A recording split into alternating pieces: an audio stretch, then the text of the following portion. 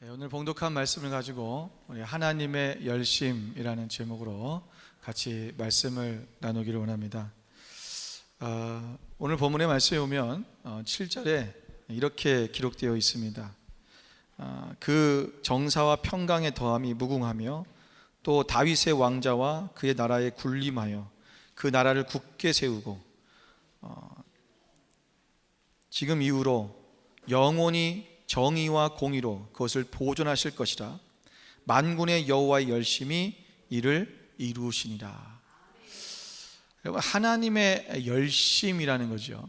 열심이라는 말은 우리가 어떤 일 하는 일에 마음을 다해서 힘쓰는 것을 말합니다. 우리의 열정을 다하는 거죠. 내 마음이 다 들어가는 것입니다. 그것이 열심인데, 하나님께서 오늘 우리를 향한 하나님의 열심이 있다라는 것입니다. 이 하나님의 열심은 우리가 원어적으로 보면, 원래 원어적으로는 우리가 키느아트라고 하는데, 키느아트라는 말은 질투라는 뜻입니다. 그래서 하나님이 우리를 향하신 질투를 얘기하는 거예요. 우리가 하나님 앞에서, 하나님께서 우리가 하나님 앞에 다른 우상이나 어떤 다른 신에게 우리를 빼앗기고 싶지 않은 그 하나님의 아주 강렬한 갈망, 그 하나님의 사랑, 이것이 바로 하나님의 열심, 바로 키느아트라는 것입니다. 하나님께서는 우리를 향하셔서 이렇게 우리를 사랑하시고 우리를 열정적으로 열심으로 우리를 사랑하신다라는 것이죠.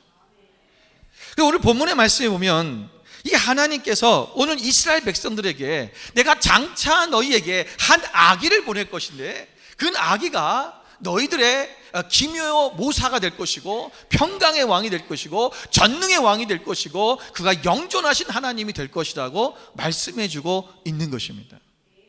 근데 하나님께서 우리를 향하신 그 하나님의 그 열정, 우리를 향하신 그 사랑이 어떤 식으로 먼저 우리에게 다가왔냐면, 그분은 먼저 우리 가운데 큰 빛으로 오셨다라는 거죠. 여러분, 2절 말씀에 보면 흑암에 행하던 백성이 큰 빛을 보고 사망의 그늘진 땅에 거주하던 자에게 빛이 비치도다 그랬어요. 여러분, 예수님께서는 우리 가운데 큰 빛으로 오셨다는 거죠. 왜 그러냐면 우리 안에는 어두움이 가득 참으로 말미암아 우리가 날마다 하나님 안에서 죄 가운데 살 수밖에 없는 그런 존재라는 것입니다.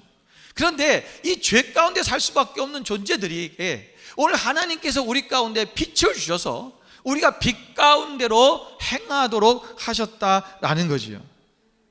여러분, 요한복음 8장 12절 말씀에 오면 예수께서 또 말씀하여 이르시되 나는 세상의 빛이니 나를 따르는 자는 어둠에 다니지 아니하고 생명의 빛을 얻으리라 라고 말씀하셨습니다. 우리가 세상의 빛 되신 그분과 함께 살면 우리는 어둠에 다니지 아니할 것이다 라는 것입니다. 여러분, 우리가 빛이 없으면 얼마나 불편합니까? 빛이 없을 때 우리가 깜깜한 밤에, 얼마 전에도 저희 집이 정전이 된 적이 있는데 비가 많이 오더니 번개가 치더니 정전이 됐어요. 하룻밤 온전히 불이 안 들어왔는데 얼마나 불편한지 모릅니다. 뭘 할 수 있는 게 아무것도 없더라고요. 뭐 씻으려니까 씻을 수도 없고 뜨거운 물도 안 나오고, 그리고 뭐 이 칫솔도 전기 칫솔에다가 면도기도 전기 면도기니까 뭐 되는 게 없어요. 오죽하면 전화기도 다 충전이 안 되니까 아침에 항상 전화기가 날 깨워줬는데 이 알람이 안 울려고 그날 좀 늦게 일어났고요. 막 모든 삶의 균형이 다 깨져버린 거예요. 내가 어디로 가야 될지 어떻게 해야 될지 아무것도 할 수가 없는 거예요. 여러분, 빛이 우리 가운데 없다라면 우리 인생이 꼭 그와 같은 거죠. 방황하는 거예요. 갈 길을 알지 못하고 할 수 있는 게 아무것도 없는 거예요. 그런데 우리 가운데 빛이 비치자마자 보이기 시작하는 거죠. 예수 그리스도, 그분을 이 땅에 빛으로 오신 이유는 뭐냐면 그분이 빛으로 오심으로 말미암아 우리가 어떻게 살아야 되고 어떻게 행동해야 되고 어떻게 말해야 되고 어떻게 우리가 삶을 살아야 되는지를, 그거를 우리에게 보여주시는 거예요.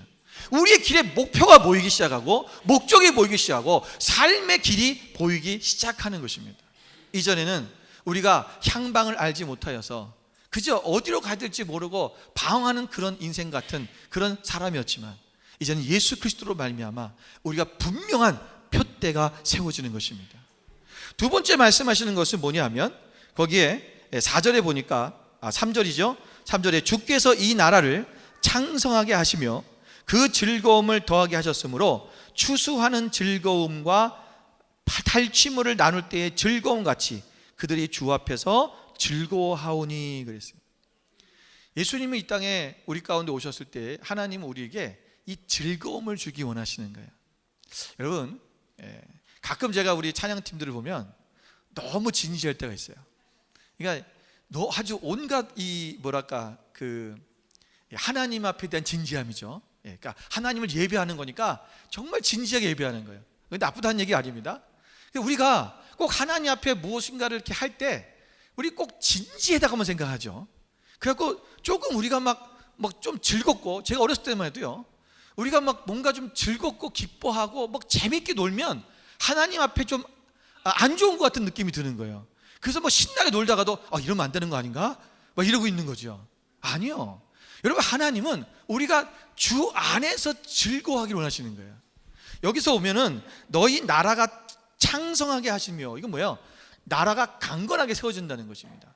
다시 말하면 나라가 부흥해서 이 전쟁이 없는 거죠. 평화가 임하는 거예요.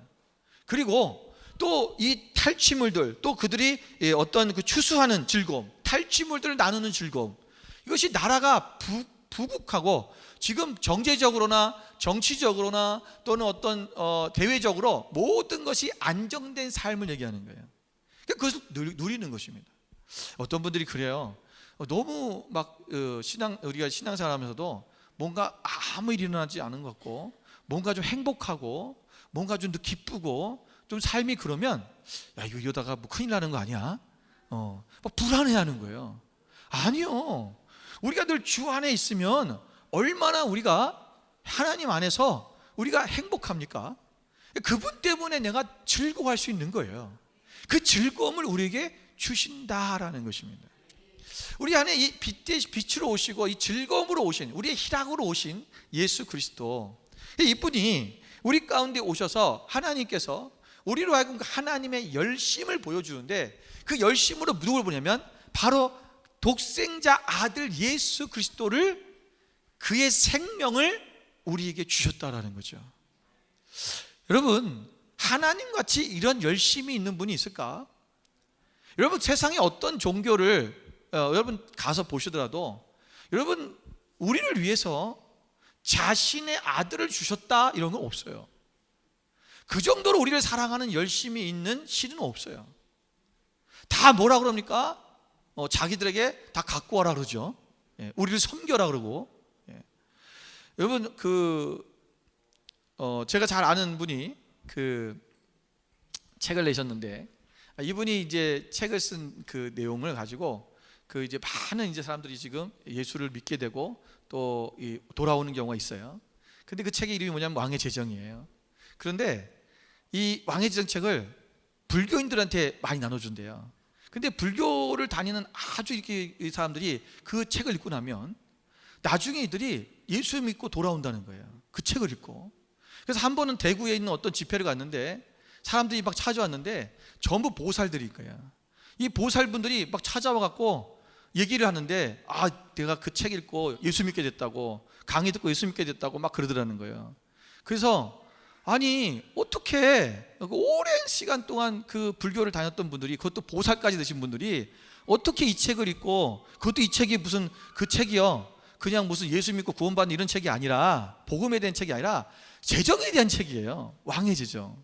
우리가 하나님 나라에서 어떻게 제정을 사용해야 되느냐, 그거 가르치는 책이거든요. 근데 그 책 읽고 은혜가 됐다는 거예요. 그래서 하도 이상해서 물어봤대요. 도대체 이 책이 왜 은혜가 됐냐고. 그렇게 물었더니 이 사람들이 그렇게 얘기를 해요.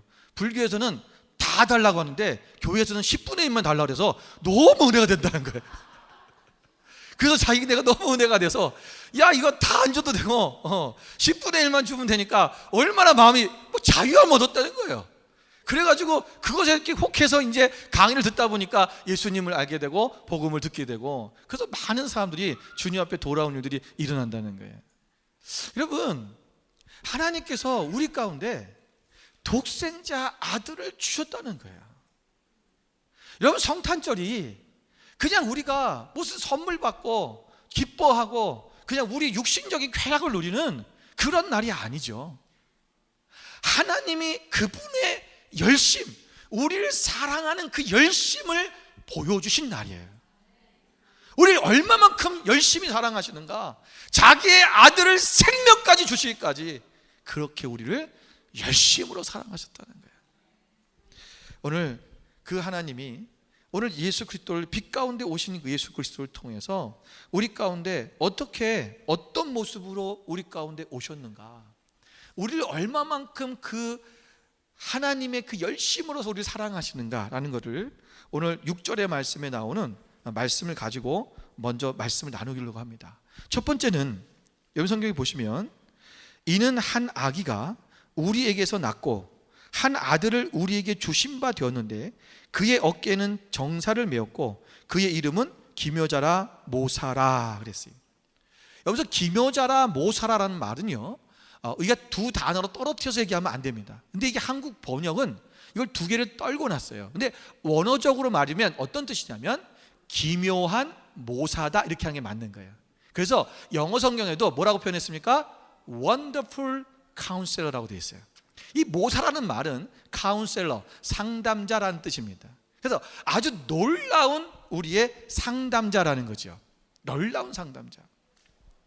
여러분, 우리가 하나님께서는 우리에게 상담해 주시고, 상담한다는 것은 뭐냐면 우리가 어떻게 살아야 될지, 어떤 길을 가야 될지를 우리를 지도해 주시는 것입니다. 여러분, 우리는 인생을 살면서 이런 좋은 상담자를 만나야죠. 우리가 좋은 상담자를 만났냐, 나쁜 상담자를 만났냐에 따라서 우리의 인생이 달라질 수 있습니다. 여러분, 많은 어떤 사람들은요, 상처가 많은, 우리가 이 상담가들을 보면 상처가 많은데 자기가 치유가 안 된 사람도 있어요. 여러분, 치유가 안 됐는데 자기가 상처가 많은 사람한테 상담을 받으면 안 됩니다. 그러면 그런 사람들 상담을 하면 뭐예요? 내가 어떤 지금 화나는 일이 있어, 막 분노 이런 일이 있고, 저 사람이 나에게 이렇게 했어요, 막 그러면 그 사람이 상담가가 듣고 뭐라 그러니까 같이 분노해. 자기가 더 열받아갖고, 자기가 더 화를 내고 막 그러고 있는 경우가 많아요. 여러분, 상처가 많은 사람들 상담을 받다 보면 자기도 모르게 상처가 더 깊어집니다. 그래서 서로가 상처를 더 주고받고 하면서 그 상처의 연민 속에 빠져서 더 스스로가 상처 가운데 들어가게 돼요. 이런 경우 있어요. 제가 어렸을 때만 해도 제가 느꼈던 하나님 예수님을, 나는 늘 기도하면 이렇게 이랬어요. 예수님, 내가 어떤 힘들 때, 어려울 때, 내가 또 몸이 아플 때, 내가 몸이 아플 때 기도하면 하나님께 어떤 게 떠오르냐면 예수님의 십자가 떠오르는 거예요. 그래서 예수님이 십자가에서 막 그 채찍에 맞으시고 그 못에 이 손을 박히시고, 그리고 이 가시면류관 쓰시고 창에, 이 허리에 창을 푹 찌르는, 얼마나 아프셨을까. 나의 아픔은 별거 아니야. 예수님은 더 아프셨겠지. 그래서 그거를 예수님이 더 아프셨을 거야 라는 걸 가지고 저는 위안을 받았어요. 그런데 여러분, 이것이 제가 나이가 들고 좀 더 성숙해지는 크리스찬이 되면서 이게 나에 대한 연민이라는 걸 알았어요. 이게 뭐냐면 내가 아직 좋은 상담가를 만나지 못한 거예요. 예수님은 우리에게 그러신 분이 아니에요. 우리가 주님 아파요 그러면 내가 더 아프다 이런 분이 아니란 말이에요. 우리가 주님을 그렇게 대하면 안 되는 거죠. 예수님은 오늘 그분을 우리가 바라볼 때 그분은 이 모든 고난 속에서, 고통 속에서, 또 어떠한 그 핍박 속에서 모든 것을 이겨나가신 승리하신 분이라는 거예요. 그분은 사랑의 하나님이라는 거죠. 우리가 그분을 바라볼 때 그분을 바라보면서, 그래, 내가 오늘 이것이 고난이 우리 가운데 있지만 내가 정말 주님을 향해 달려갈 수 있어, 나는 이겨낼 수 있어, 이런 마음을 가져야 되는데 주님은 더 아프셨어, 뭐 이렇게 해서 끝나면 안 된다는 거예요. 여러분, 르호보암이 솔로몬의 아들이었죠. 이 솔로몬의 아들 르호보암 왕이 되고 나서 그때 이제 여로보암과 이스라엘 백성들이 그 왕 앞에 찾아왔어요. 왕이시여, 당신의 아버지는 우리에게 너무 이 멍해를 많이 지어줬습니다. 우리가 노역이 너무나 많습니다. 이것을 좀 덜어주십시오. 그러자 이 르호보암이 상담을 하는 거죠. 누구랑 상담했으니까 처음에 나이든 신하들과 상담을 했어요. 자기 아버지 시대에 있었던 그 같이 사역에 일했던 그 아버지 세대에게 같이 얘기했습니다. 그랬더니 그들이 무슨 말하냐면, 왕이시여, 백성들을 섬기십시오. 그들을 섬기는 말로, 섬기자가 되어서 그들을 섬기고 좋은 말로 대답해서 이르시면 그들이 영원히 왕을 섬길 것입니다. 그런데 이 르호보암 왕은 이들의 말을 듣지 않았죠. 그리고는 그는 자기와 함께 자란 젊은 친구들에게 다시 묻습니다. 그때 이들은 뭐랍니까? 왕이시여, 저들이 편해서 그러니까 더 채찍을 더 강하게, 더 멍에를 더 지우라고 그렇게 얘기합니다. 그래서 르호보암 왕이 백성들을 모아놓고 이렇게 얘기하죠. 내 새끼손가락이 내 아버지의 허리보다 굵으니 내 아버지께서 너희에게 무거운 멍에를 매게 하였으나 이제 나는 너희의 멍에를 더욱 무겁게 할지라. 내 아버지는 채찍으로 너희를 징계하였으나 나는 정갈 채찍으로 너희를 징계하리라. 이 일 때문에 백성들이 왕을 떠나고 여로보암과 함께 북쪽으로 가서 북이스라엘을 만들고 이 두 나라가 분리되고 나누어지고 결국은 이스라엘의 비극이 온 것이죠. 오늘 우리의 진정한 상담자, 내가 누구에게 상담을 받아야 될 것인가? 근데 우리는 인생 가운데도 우리가 많은 우리의 멘토들이 있을 수 있습니다. 그런데 우리의 가장 놀라우신 상담가 누구냐면 하나님이십니다. 여러분한테 어려움이 있습니까? 곤란한 문제가 있습니까? 해결되지 않는 일이 있습니까? 내 마음에 갈등이 있습니까? 우리는 누구를 찾아가야 되냐면 우리는 하나님을 찾아가야 됩니다.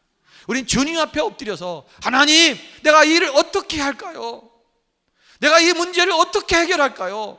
나에게 길을 보여주세요. 하나님 앞에 기도하고 그분 앞에 묻는 그 삶이 우리 가운데 있어야 된다는 것입니다. 성도들은 이 지혜로운 모사, 이 좋은 모사를 만나서 온전히 우리가 하나님 앞에 나아가는 그 삶이 우리 가운데 있어야 됩니다. 왜냐하면 하나님은 모든 계획을 가지고 계신 분입니다. 나를 향하신 계획을 다 갖고 계신 분이 하나님이죠.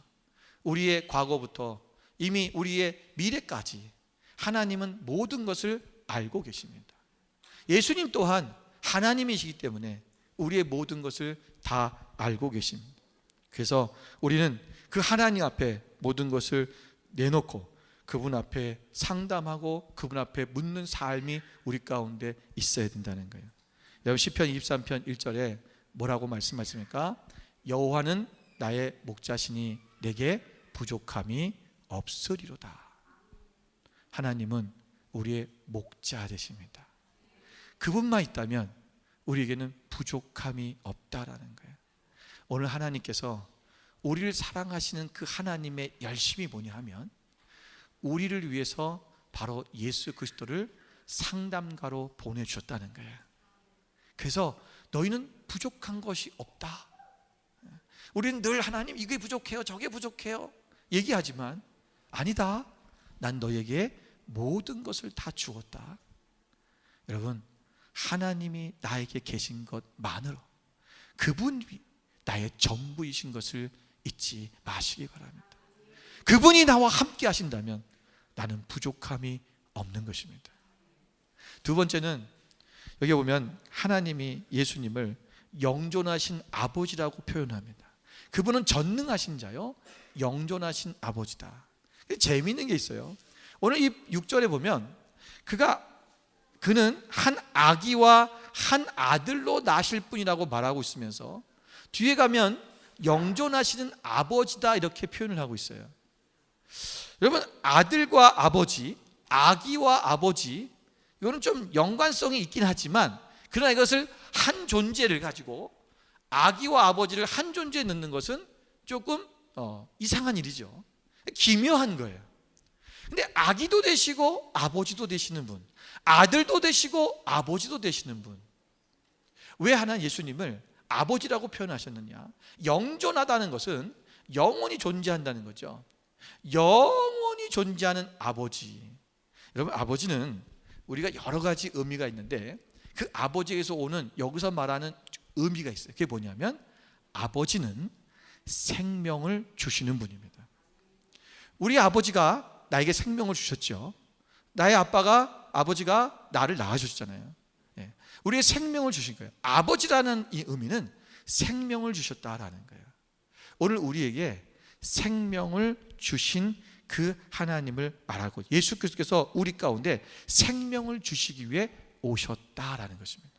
그분은 우리의 상담자가 되어주는 것뿐만 아니라 그의 생명을 십자가에 달려 죽으심으로 말미암아 우리의 죽을 수밖에 없는 영벌 가운데 거할 수밖에 없었던 우리의 존재를 우리를 영원한 생명 가운데로 이끌어 주셨다라는 것입니다. 요한복음 3장 16절 말씀에 우리 하나님이 세상을 이처럼 사랑하사 독생자를 주셨으니 이는 저를 믿는 자마다 멸망하지 아니하고 영생을 얻게 하려 하심이라고 말씀했죠. 우리가 예수님이 이 땅에 오신 목적이 뭐냐면 우리에게 영생을 주시기 위한 것입니다. 여러분, 이 영원한 생명을 누리는 그 생명 가운데 주신 그 하나님의 열심을 잊지 말아야 됩니다. 여러분, 아브라함이 자기 아들 이삭을 하나님 앞에 드렸어요. 하나님께서 네 아들 이삭을 내게 바치라 라고 하는 그 말씀을 듣자마자 그는 모리아 산으로 달려갑니다. 하나님이 약속하신 그 땅으로 가서 그곳에서 자기 아들을 드리는 거죠. 여러분, 아브라함은 하나님이 자기를 향하신 열심이 무엇인지를 알았던 사람이에요. 그것을 안 사람은 그 또한 하나님 앞에 하나님을 사랑하는 열심을 보여줄 수 있어요. 그래서 그 아브라함이 정말 지체하지 아니하고 자기의 아들을 제단에서 배를 갈라. 여러분, 이게 제단에 올린다는 것은요, 번제한다는 거예요. 번제라고 하는 것은 그냥 불에 이렇게 태우는 게 아니고요, 먼저 각을 떠야 됩니다. 각이라고 하는 것은 이 소의 배를 가르는 거죠. 그리고 양쪽을 갈라내요. 그리고 이걸 열어서 그 안에 있는 내장을 다 긁어내서 씻어서 태웁니다. 그리고 이 넓적 다리와 그리고 다리들을 다 잘라가지고 그것은 삶아서 제사장에 주고 나머지는 태워서 하나님 앞에 올려드리는 거예요. 이게 번제예요. 아브라함이 자기 아들 이삭을 하나님 앞에 바친다라는 것은 그렇게 하려고 했다는 거예요. 어떻게 될 수 있을까? 하나님이 나를 향하신 그 열심, 그분의 사랑이 무엇인지를 아는 사람은 나도 그분께 나의 전부를 드릴 수 있는 거예요. 하나님은 그런 사람들을 내가 친주와 같이 여겼다라고 말합니다. 하나님을 여러분 사랑하십니까? 여러분, 하나님이 우리를 향하신 그 열심을 우리가 안다면 우리 또한 그렇게 사랑할 수 있는 여러분 되시기를 주님으로 축원을 드립니다. 세 번째는 평강의 왕이라고 표현하고 있죠. 평강의 왕. 여러분, 예수님은 평강의 왕으로서 사람들에게 평강을 주시기 위하여 이 땅에 오신 분입니다. 그래서 예수님이 태어나실 때 천사들이 뭐라고 노래합니까? 누가복음 22장 14절 말씀에 보면 지극히 높은 곳에서는 하나님께 영광이요, 땅에서는 하나님이 기뻐하신 사람들 중에 평화로다 그랬어요. 하나님이, 여러분 이거를 생각해야 돼요. 하나님이 기뻐하신 사람들 중에 평화라는 거예요. 여러분, 하나님이 기뻐하시는 사람들에게만 평화가 임해요. 하나님이 기뻐하시는 사람이 어떤 사람입니까? 하나님의 말씀대로 살아가는 사람이에요. 하나님의 말씀에 순종하며 살아가는 사람, 이 사람들에게는 기쁨이 넘치고 평화가 있어요.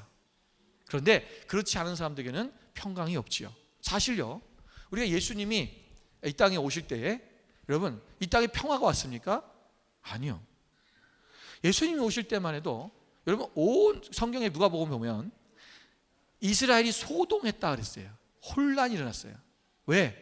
막 메시아가 왔다니까 난리가 나는 거예요. 일단 제일 먼저 난리 난 곳이 어디입니까? 혼돈이, 소동이 일어난 것이 헤롯 궁정이에요. 헤롯 왕은 메시아가 태어났다는, 아기 예수가 태어났다는 이 소식을 듣고 혼비백산합니다. 왜? 자기는 왕으로서 전통성이 없거든요. 왜? 유대인도 아니에요. 이 사람은 에돔 사람이에요. 에서의 후손인 에돔 사람인데 지가 왕이 된 거예요. 그러니 이게 지금 유대의 왕이 됐었다고 하니까 이게 거기에 두려움이 온 거죠. 그래서 어떻게 합니까? 베들레헴에 태어난 2살 이하의 모든 아이들을 다 죽여버립니다. 여러분, 그 도시가 소동이 일어났어요. 예수님이 오신 것 때문에 사람들이 기뻐하는 것이 아니라 어떤 사람들은 그것 때문에 힘들어하고 괴로워합니다. 그 심지어는 예수님을 잡아다가 죽였습니다. 또 예수님을 믿는 사람들은 이전에는 평화롭게 살았는데 예수님 믿는 것 때문에 그들은 핍박받고 박해받고 심지어는 사자밥이 되고 검투사의 칼에 죽어나갔습니다. 오늘도 많은 나라가, 오늘 많은 지역에서 예수를 믿는 것 때문에 순교당한 사람이 많이 있습니다. 심지어는 기독교가 생겨서 기독교와 무슬림들이 또 다른 종교가 싸우는, 전쟁을 하는 그런 민족들도 많이 있죠. 아니, 예수님이 이 땅에 오신 것은 평강의 왕으로 오셨는데 이 땅에는 예수님 때문에 싸움이 일어나고 예수님 때문에 핍박이 일어나고 더 인생의 삶에 어려움이 있어지는 것을 우리는 보기도 합니다. 그러나 여러분, 우리가 오해하지 말아야 될 것이 있습니다. 그게 뭐냐면 그리스도는 우리가 세상이나 사람들의 어떤 육적인 평강을 위해서만 오신 것이 아니라는 사실입니다. 그분은 궁극적으로 사람의 심령의 평강을 주시기 위해서 오셨습니다. 즉 죄에 매여 있던 인간들을 우리가 죄의 권세에서 우리를 해방시켜 주시고 우리를 풀어주셔서 우리 안에 참 평강의 예수님의 그 마음으로 우리 가운데 오셔서 우리의 심령을 평안을 누리게 해 주신 것입니다. 예수님께서 너희에게 평안을 주노라 라고 하시는 이 말씀이 여러분 그냥 평안을 주노라 하신 것이 아니라 그 평안을 주노라고 하셨던 그 말씀처럼 진정 우리 안에 매여져 있던 모든 고통으로부터 우리가 평강을 누릴 수 있도록 하신 것입니다. 그래서 골로새서 3장 15절 말씀에 보면 그리스도의 평강이 너희 마음을 주장하게 하라 그랬어요. 여러분, 너희는 평강을 위하여 한 몸으로 부르심을 받았나니 너희는 또한 감사하는 자가 되라. 우리가 그리스도의 마음, 맞아, 이 그리스도의 평강이 우리를 주장하게 한다는 것은 뭐냐면 우리를 이끌어가게 하라는 것입니다. 여러분, 평강이 없는 사람은 늘 그 마음 때문에 결국은 실수하게 되고 죄를 짓고 또 하나님의 말씀을 떠난 삶을 살 수밖에 없습니다. 어떤 환경과 상황 속에서도 우리가 그 마음의 평강을 누릴 수 있어야 돼요.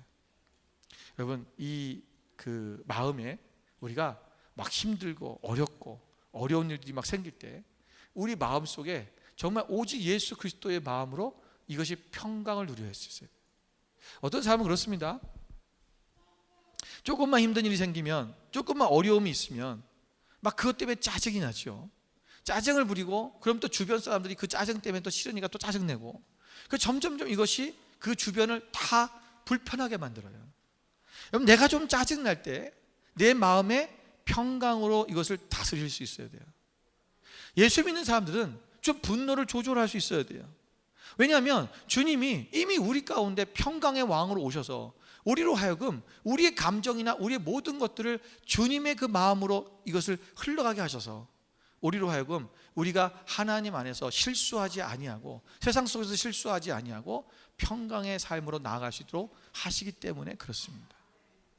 여러분, 예수님이 이 땅에 오셨는 그 하나님께서 예수님을 보내셔서 우리로 하여금 이 평강의 왕으로 또 우리를 하나님께서 부으시는 그 주님의 능력 안에서 우리가 날마다 정말 우리를 상담가로 우리를 보여주시고 영존하신 아버지로서 우리의 생명을 주시는 분으로 오셨다라는 것입니다. 그걸 보내주신 거예요. 여러분, 그런데 여러분, 이 열심이 우리 가운데 그냥 하나님의 열심만을 우리가 알고 그냥 거기서 멈추는 것이 아니라 하나님의 열심을 알았다면 이제는 우리 또한 그 하나님에 대한 열심으로 나아가는 삶이 되어야 된다는 것입니다. 예수님이 오실 때 여러분, 천사들이 또 어떤 사인을 통해서 아기 예수님이 탄생하신 것을 알았던 사람은 목자들, 양떼를 돌보고 있던 목자들과 그리고 성경에 보면 동방박사들입니다. 왜 목자들과 동방박사에게만 하나님이 그들에게 예수님을 만나게 했을까? 여러분, 아기 예수님을 만났던 사람들은 또 이들 말고 또 있습니다. 뒤에 보면 이 아기 예수님을 데리고 성전에 갔을 때 안나 선지자를 만나게 되고요, 그리고 시몬이라는 사람을 만납니다. 이 아기 예수님, 탄생하신 아기 예수님을 만났던 유일한 사람들입니다. 그러니까 그 많은 사람들이 있었고, 메시아를 기다리던 사람들이 그렇게 많이 있었는데도 불구하고, 하물며 저 들녘에서 양떼를 치고 있는 목자들, 또 저 멀리 살고 있는 유대인도 아닌 그 페르시아 지역에 있었던 그 동방박사들, 왜 그들에게 메시아가 그들이 메시아를 만날 수 있도록 허락하셨을까? 여러분, 그들에게는요, 이 하나님의 그 메시아를 향한 그 하나님의 사랑에 대한 열망과 열심이 있었어요. 동방박사들 보십시오. 여러분, 그 먼 데서부터 메시아의 별을 보고 찾아왔다는 거예요. 굳이 자기들이 올 필요가 있었을까요? 메시아가 탄생했어, 그를 경배하러 가야지. 그냥 대충 하인들 보내서, 야, 너희들 저 유대 나라 가봐라 한번, 거기 왕이 태어났을 거다, 가서 이 예물 가지고 가서 그들한테 예물 전하고 우리 대신 인사 좀 하고 와. 그러면 되지 않겠어요? 그런데 이 동방박사들은 그렇게 하지 않았어요.